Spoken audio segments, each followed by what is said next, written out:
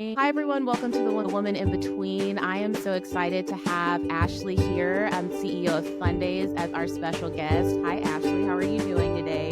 Yeah, I'm doing well. Thanks so much for having me. Yes, we're so excited. So I know that we were talking before the recording, but I know our community is going to be incredibly thrilled to hear about everything that Sundays is offering in your journey. I'm so excited to have the conversation with you. So I remember first having my kids and feeling completely overwhelmed by the mental workload and realizing that I would then have to become project manager of my family. So not only was I project manager professionally, but project manager at home and trying to figure out all of the things, the school parties and the appointments, and also trying to take care of myself. And I really leaned on, family at the time. I think there were some smaller companies like TaskRabbit that could research, but it really felt just overwhelming for me. And what was your inspiration behind starting Sundays? Yeah, I think what you experienced is what I've heard from pretty much every parent that I've ever talked to. I was telling you before that I am due with my first in March. So I haven't actually had the parenting working experience myself yet, but a lot of this hopefully is good research going into it. And I was inspired to start Sundays by my own mom. She was a computer scientist in the 80s. She had a super high trajectory early part of her career. And then when she started having kids, felt like there was just no support for her to balance family and work. And I have two younger sisters as well. So she stayed in the workforce for a little while and then ultimately decided to stay home with us, which I'm super grateful for. But I know that led to a little bit less personal fulfillment on her side. She could have had outside the home, but also just so many women being locked out of contributing to the workforce and all the things and impact that they could have had for basically forever. My inspiration for Sundays was to make it a little more possible for parents to have both a meaningful career and a family. And I know a lot of parents, it's not a choice to have a career and a family. It's something that you have to do. And so we're trying to really be supportive of parents in all situations and understanding that it's just really hard and everybody could use a little bit of support. That was the start of Sundays. Well, I love that. So you had the firsthand of experience of watching that and seeing your mom and recognizing that need. I think it's always good to see everybody's kind of journey to see what problems they have and how you can solve for them. Yeah, totally. And I'm super close to my mom. She actually has done a little bit of work on, she's still an awesome engineer. So she's done some work on the Sundays platform, helping us build out some features too in the I background. love So it's been that. really fun. What a full circle story where it's like I remember, as a mom when you think about, the struggle it was to keep up with all the tasks and now you're supporting your daughter with the solution for other parents. That is incredible. Incredible. And I'm sure she's proud as a mother as well. Yeah, I hope so. And she does, I mean, she does a ton for us. We moved last weekend and she is determined that I'm pregnant and expecting in March. So she was like, you're not supposed to lift anything, and like came in and helped to pack and move a bunch of stuff too. So I'm telling you, moms and the moms of moms are like super women. It is moms are super absolutely. women. Yes. I think the same thing about my mother, where like I remember her like doing laundry at like 4 o'clock in the morning because she's like, this is how I make sure it all gets done. And to this day, Mhm. she does it, but we'll still think to like drop a quick little breakfast off to me and my kids. And we'll remember, that they need a monogram shirt. Like it's a Yeah, superpower it is amazing. that I I hope I always, acquire. yeah, I'm so impressed. I think a lot of times people talk about like mom brain and how, and honestly, I have felt over the last 2 months, I'm like, oh my gosh, I'm forgetting all of these like words and stuff like that. But I actually think it's a superpower where you have so many, you're able to have so many streams of thought going and be thoughtful in so many ways. Uh, I think that's really powerful for personal lives, but also at work. So companies should be more interested Yeah. in hiring people with that too. I agree with you. And so when you talk about like all of the things that we're having to think about, And especially as mom, a lot of us are either, I think, multifaceted. Like I said, I have a lot of people in my community that are multi hyphenated, where they are business owners, they are mothers, they might be wives, they are serving in their community. And so they are looking for a holistic solution, which one of the things I love about Sundays is how it emphasizes supporting the ambitious parent. How does Sundays holistically support the ambitious parent to not only being present in the home, but still being able to accomplish their business career goals? Yeah. So that is the entire reason Sundays exists. We love supporting people holistically. Our goal is to get people more focused time back at work and more quality time back at home. And we have a team of executive assistants. So as we were just talking about, mom brain is a superpower. And so there's no one better to help you with all of those tasks than other moms. And so we have an amazing team of moms. They are experienced executive assistants, but also like the flexibility of being able to work from home and things like that and pick their kids up. And so we have a team of executive assistants, and each client we work with works with one person on our team. So super relationship based. They kind of embed into both your family as well as your work and other projects that you're working on to really understand what your goals are and be a proactive partner to you. And that means that they're there to take off kind of all of the admin, or we like to call it life ops, that it takes to keep a family running. I love that. Life ops. Yeah. I think it's good to think about it in sometimes businessy terms, but so we help with things like planning dentist appointments, summer camps. We did a bunch of holiday prep over the last couple months. And so it's not only kind of tackling things as they come up, like calling your pediatrician today because your kid is sick, but also like being proactive, thinking a couple of months ahead and knowing like, okay, you want to go on a vacation for spring break. What's it going to take to actually make that happen? And then giving families back the time to not think about that and to have quality time with their family and be present with their kids instead of focusing on that long to-do list that they had. One really cool example, we had a client who joined a few months ago, and over Thanksgiving, she sent a message that was like, this was the first Thanksgiving I really got to be present with my kids. We went to this art museum and bought a bunch of art supplies and then did art after. And normally I'm kind of stress cleaning and really trying to just prepare for what's coming up next. And I felt like she felt like she was really able to give that to someone else. I love that. Cool.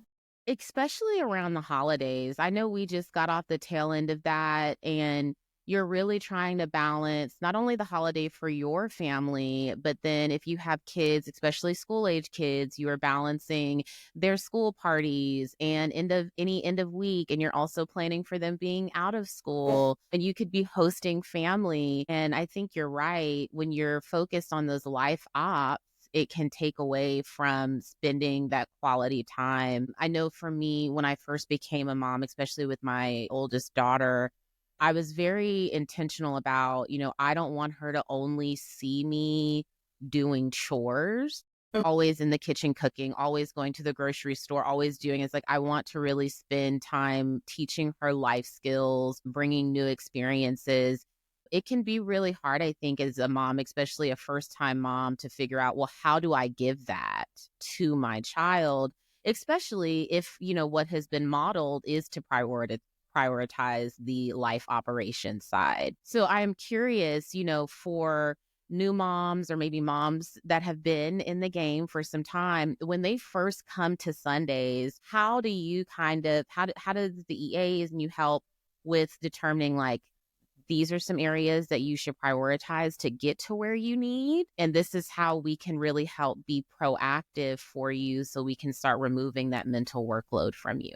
Yeah, I love that. And I think that we see people kind of all across the spectrum. We see people who are expert delegators, and maybe they have a team at work and they've really decided and they're okay, I'm ready to delegate at home now too. And then we see people who come in, they're just I'm super overwhelmed and I just need here is a brain dump of everything that's happening in my life. Can you help me figure it out? So we love both of those situations.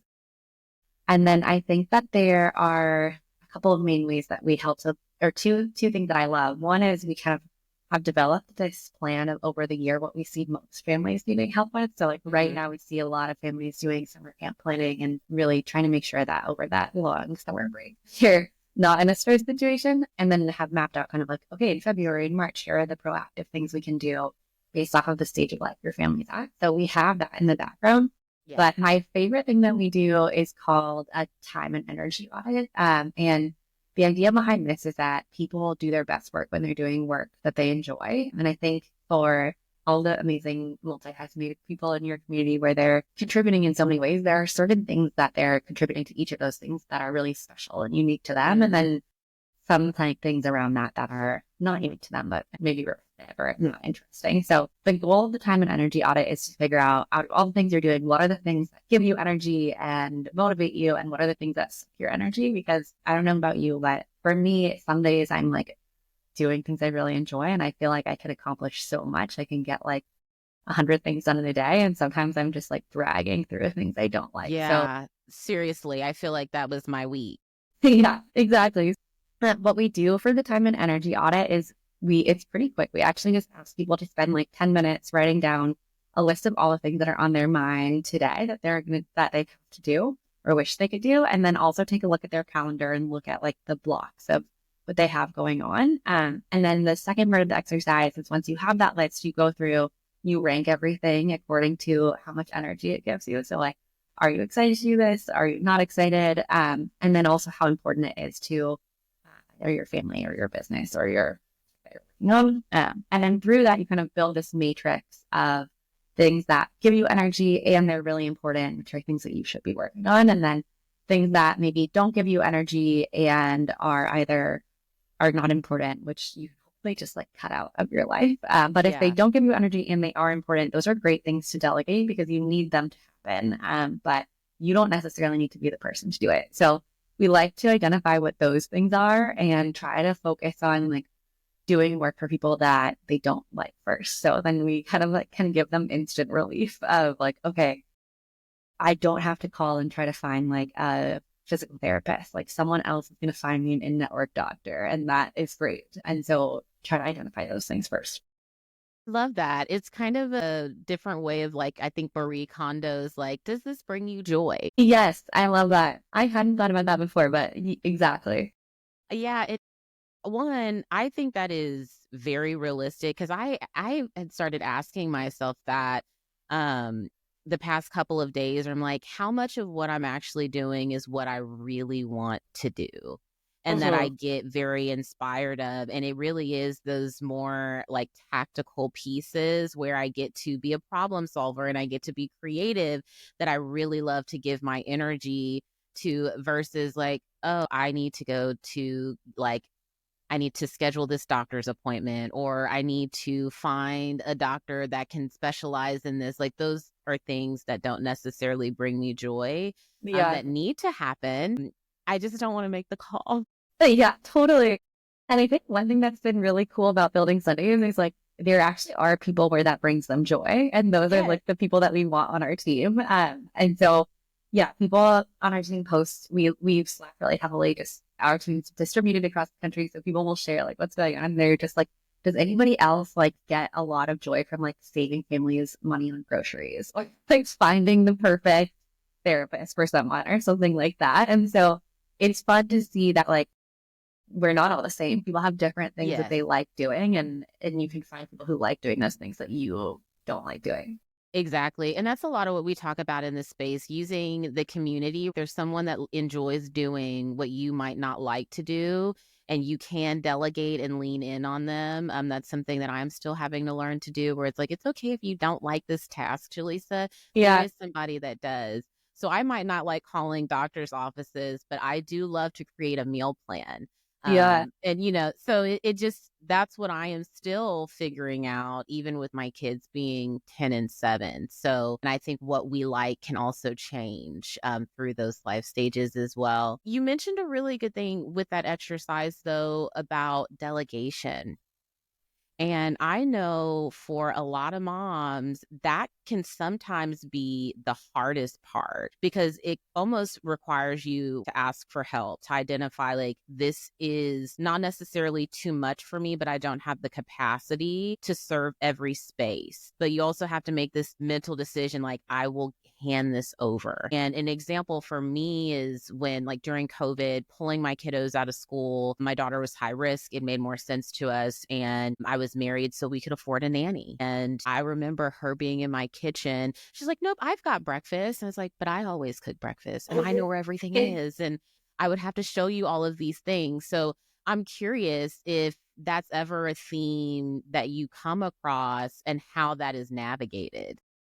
Yeah, yeah, definitely. I think that there is a big kind of mental hurdle where people, and I think a lot of it is like societal too, where we put so much pressure, especially on moms, to be like, to be super mom and to be like perfect in all of these different ways. And so I think a lot of times moms, when they first start working with us, will be like, well, it's a part of my identity that I have to place the Instacart order for my family or like Wow. things like that. And so we try to work with them to do things in the way that they wanted to like try to make them feel comfortable. And a lot of times that's getting them to give us information about how they do it and then ideally documenting it and then making sure that we get feedback. So trying to make sure we're doing things kind of up to the standard of what they're doing so they can feel Hmm. like their family is getting what they deserve. And then also pointing out that like when they are not doing those things, they have time to do things that are more impactful and they and things that bring them joy. And so uh, we'll try to kind of like make space intentionally when we are doing those other things for them to work on those more high impact projects. And I think that for a lot of people, when they think about like what they want to do as a parent, they want to be a model for their kids in a bunch of different ways. And so Yeah. having the time to do those other things and to do it in a way with an approach where they are not feeling stressed all the time is I could definitely see that and not having to worry about every single little task. And I kind of like how you were essentially saying, like meeting the parents where they are. If they're not fully ready to hand that process over, at least understanding the quality of that process and what that process looks like to support them. yeah, yeah, totally. Yeah. And so I'm curious, like, obviously, right, you guys are taking on some of those key pieces, but are there any, I know I've learned systems and tools that really work for me. Like Notion is my best friend. I hate to say it, ChatGPT and I are basically in a relationship at this point, and I lean heavily on that just to make my life a little bit easier. Have you found anything, that works really well for your parents or that you have found works for you that you guys recommend as a resource? Yeah, I think Notion is one of our favorite things. So I think having kind of a home base for where everything lives means that it doesn't have to live in your head. And your head is not the best place to store all of this information. Like as we were talking about, like the things that we enjoy doing are like problem solving and creative and not like being a library of all your kids' doctors' information and stuff like that. So Yes. having another place where that lives is really valuable. I love Notion because you can see everything and you can search for things well, but there are a bunch of different options for where you could put that. The other thing for people who have co-parents or partners is that if it's in your head, you're the only person who can do anything with it. But if you put it down Yeah. somewhere, then other people can access it too. We love advising people to kind of like have this life home base and then also to have like a shared to-do list that they can share with people. So getting that out of your head as well, whether that's in Notion or in another to-do list, but making sure that it's accessible basically to other people so that they can I help you love with that. it. I love the shared to-do list idea. I've done the shared grocery list idea, and I have a shared grocery list with my daughter, and it is always She put a full. lot of Greek snacks on it. She does. And one thing I love about my daughter is probably because she is very similar to me, she loves to use her notes app. So we have our grocery list that's shared, and she will actually put pictures in that list that I love. And it's funny because I had asked her one time what she would like for lunch. Her grandfather was visiting her for lunch, and she was like, I already texted him my order. And that is when I realized in her notes app, she has an entire list of all of the restaurants that she likes to eat at and what she likes to order. Your daughter should be building these systems. She is on top of it. How old is she? She is 10. Oh my gosh. Yes, and for people that know her, she is ahead of her time in some ways. She's my oldest, and I feel like in a lot of ways she's watching me grow up as well. But she is just very much on it. And I thought, how creative. And not only did she have her order, she had her brother's order as well. So That is what we need in our lives. we need it in our lives. So this past Sunday, we started talking about calendar management. She is getting into an age where, she is wanting to try all of the things, and I love that. But as somebody that has also learned how to kind of step back and not overwhelm herself, we started talking about how to really look at your calendar so you don't get double booked. Oh my gosh, what a great lesson. I'm like a life Yeah. lesson, because it can be overwhelming. I mean, like, I think I've talked about, some of the people in our community are entrepreneurs, but they're also working a full-time job and they're parents. And, Yeah. that's definitely the case for me. So that's where the calendar management piece has benefited myself and the family. Yeah. One more tool that I love and I've used recently is just realizing that you actually have control over your calendar is really valuable. I think that in the tech industry for a little bit over a decade, and I've had no control over my calendar. Like, people would just kind of book things whenever they wanted, and I would end up with meetings like 9 to 5, which is not good for anyone. But one thing that we like to do is, especially on the like entrepreneur side, is try to design like your perfect calendar, your perfect week, and think through like what makes a really nice day for you. When is your brain most effective? When are you like in a flow state? And then try to create calendar blocks where you actually are protecting that time that you feel most creative or best problem solving in. And that's a mindset shift, isn't it? Do I own my calendar? I was in the tech space for 10 years, and I resonate with everything you said about, all of a sudden you wake up and you have an 8 a.m. calendar, and Yeah. I used to be one where I'd say, just put, whatever time on the calendar. And because I wasn't blocking off time to say, like, okay, this is for learning and development, this is when I'm responding to emails, people had full range on my calendar, and it was becoming overwhelming because I just felt like I lacked that control. Yeah. Yeah. Yeah. That makes so much sense. Yeah. But I just referencing your daughter one more time, I think one thing that we see for all the families we work with, and I know there's certainly a lot of like privilege in being able to have people to delegate to. But I think that the first step we see for a lot of parents is starting to set up more systems where they, instead of having to do things from scratch every time, they have like, maybe it's just a note in their phone. And we try to design systems that we see working for people and then just like put those templates out into the world. So we shared like a summer camp template earlier this week, or like that one, a checklist for like everything you might need to do for getting ready for Christmas so that you don't have to think about it. Because I think a lot of times you're like remembering these things ad hoc throughout the day, and that really takes away from being able to focus on either. My goodness. And that really takes a toll. Yes. I loved the holiday PDF that you guys sent, because it just kind of sparked like, oh, yep, Jaleesa, you remember when you didn't have the gingerbread houses because they were sold out because you waited the week before Christmas. Don't do that again. But it is something that would randomly pop into my head on a Tuesday at 10 a.m. and then I'm feeling overwhelmed. So I definitely understand that. And I had another friend, and she actually is an EA. Shout out to Leah. She's been on this podcast before. But we were talking about birthdays and how, I'm always last minute. And she challenged me. She was like, Jaleesa, the birthdays are the same day every year.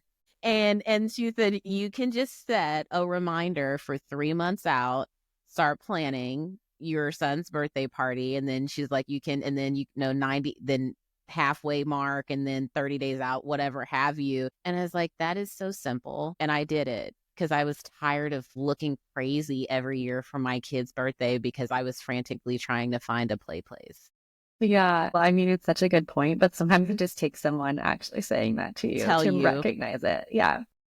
Yeah, I mean, and definitely, like you said, like how the EAs become essentially a part of your family, because they are learning the inner workings and how you're thinking. And that's why I loved how you say they're proactive as far as planning for your family and considering what's best. So you're definitely working in partnership with, which I love. And, we've talked about just that mental shift in the aspect of bringing someone in to help. But I also think there's a mental shift in looking at yourself holistically from, these are the tasks that I have for my family, yes, but these are the tasks that I have for my career or my business. And how do I look at that holistically? And I'm curious, how do you educate parents on that? Because it's still something that I'm trying to weave in all together to where everything is intentionally aligned. Yeah. I mean, it's really hard. Like getting everything to work together at the same time can be really difficult. I think one thing that we try to bring is just the understanding that like things flow at different times. So there's certain times of year that are maybe a lot busier for families, like the holiday season. And there's a lot more on your plate at that time of year. And then there are certain times that are a little more relaxed. Maybe it's a good time to focus on work. And so really thinking holistically about like what are your goals for this month and what are the requirements for this month? Like what's going to happen no matter what? Like maybe it's spring break or the kids are out of school. And then what are things what can you do in your remaining time? So just being really realistic about for every goal that you set for yourself, you have to actually break that down to like hours of a day that you're going to accomplish those things or someone's going to accomplish those things. You Yeah. have other people on your team. And so kind of looking at like with your family and with everyone's families, like we have certain requirements that we don't get to choose to do or not do. We can maybe go more all in with them if we want to, but some things are going to happen no matter what. So understanding like what is that seasonality that we see on the family side and then working around that when we think about helping people set business goals and what they want to accomplish by certain dates. And then also like giving them the ability to hopefully relax at those times and just enjoy being with their families versus feeling like, oh, it's the last week of March is spring break, but I also like decided I was going to finish my book this week or something like that. Like just being realistic about like what are the timelines and what do people want to accomplish and sometimes just talking through that with someone is like enough to realize what's really important you want at those times. So we try to have those conversations. We'll be intentional about planning a little bit ahead. Yeah. I think it's funny. A lot of times people will have like a business plan that's like, this is what I'm doing for the whole year. But then for their families, they'll be like, I don't know what's happening next month. So if we try to go a little bit further ahead, we could kind of make those things align better. I know. I feel like I'm kind of one of those parents sometimes where I'm like, it's so easy to plan out the business, but the kids part has so many knobs to it. I agree. I mean, I'm awaiting having a baby and I'm like, oh my God, there are so many things I can't control, which is really interesting. There are a lot. And I feel like, especially for new moms now, there is just so much information on what you should do and when you should do it. And then you add the nesting period in, and it can become like you probably have a novel as a to-do list. Yeah. Yeah. It's interesting when, I deleted Instagram recently, but I was like, at first I was like, Instagram is like giving me a lot of really great education about what it means to be a mom. And there is like a lot of great information out there. But then I was like, okay, now I'm like learning about like, what if my kid has this rash on their foot? Like, how should I be prepared for that? And it's like, yeah, you have to be careful about what your inputs are because it's just a good way to create more stress sometimes. It is. Yeah. And good on you for deleting Instagram because, yeah, it'll start curating, content that might not be as helpful or beneficial to you, but for someone else. So I definitely understand that. And then the last thing I wanted to ask you, so you kind of touched on how the needs of those that might be co-parenting look a little bit different in how they are not only communicating but notating. I know in my situation, we are a split family home, and for a while we had a communication app that we went through that was really helpful, a shared calendar that was really helpful as well. But it is kind of trial and error in learning how is the best way to communicate so you're not getting the kids involved, how to stay on schedule. I think there was maybe 2 times where me and their dad showed up at pickup and we didn't know who was picking up, but we were both there. Yeah. So I'm curious, what do you see in that space? Yeah, I mean, I think there are some apps that are kind of totally built around co-parenting, which I haven't had a chance to really dive into, but I know there is some interesting technology in this space. But I think that kind of building those first shared systems, like you said, is really helpful and making sure that that's like a way that you have decided to communicate. So I think having a shared calendar is really helpful, especially if you're splitting time because hopefully the kids are going to ballet every week, even if like no matter which parent they're with. So making sure that those type of things are kind of documented well. And then I also think having maybe a part of your Notion that shared home base can be really helpful so that everybody has like the resources to act independently and they're able to kind of fully own different areas. I feel like one person who was a co-parent that I spoke to who seemed most successful at it had like really good systems, and then they did like 1 week on, 1 week off. And so she was like, I actually feel like I get more time. Like I don't have the same level of like constant on stress that some parents have.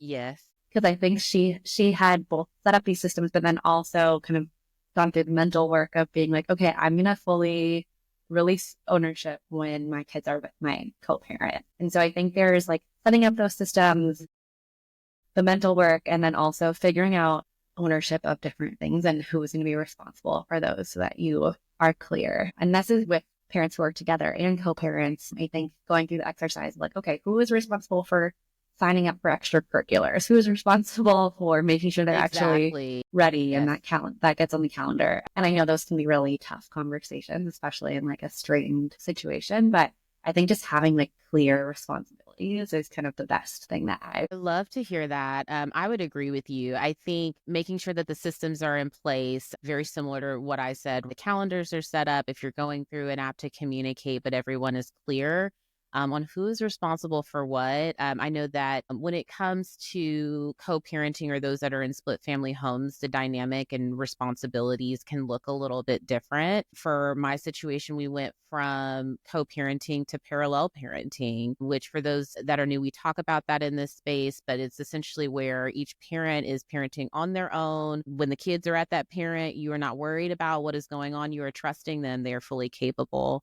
And there's really not a ton of communication going on. My kid's co-parent, he is responsible for checking the school website, for keeping up with extracurriculars.